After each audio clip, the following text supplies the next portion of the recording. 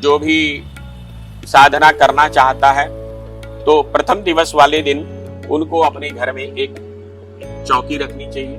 उस चौकी के ऊपर लाल वस्त्र बिछा करके उसके चारों तरफ एक कलावा लपेट करके ईशान कोण में रखें। अगर ईशान कोण में नहीं रख सकते तो अपने जहां भी पूजा का स्थान है वहां उसको स्थापित करें। जी। पूजा चौकी को स्थापित करने के उपरांत आप एक घड़ा भी ले सकते हैं, एक कोई तांबे का कलश ले सकते हैं। यदि जो नित्य साधनाएं करने वाले हैं वो एक चांदी का कलश भी बना करके रखते हैं। उस चांदी के कलश को रख लें। उस चांदी के कलश को रख करके या घड़े को रख करके रखने के उपरांत उसमें सप्त मृत्तिकाएं, 7 तरह की मिट्टी जो कि पूजा की दुकानों पर आजकल अवेलेबल होती है, इसीलिए अवेलेबल होती है। आप ला करके उसमें रख सकते हैं। 7 तरह के नग होते हैं वो उसमें डाले जाते हैं और उनके मंत्र भी होते हैं।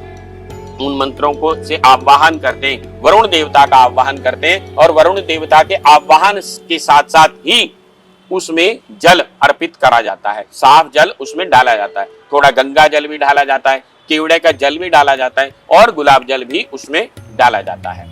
ये डालने के उपरांत उसके साथ साथ से कुछ लौंग, इलायची, जायफल और सुपारी, 5 जायफल 5 सुपारी उसमें डालें। और अगर आप माँ बगलामुखी की विशेष कृपा चाहते हैं तो आपको उसमें साबुत हल्दी भी डालनी चाहिए।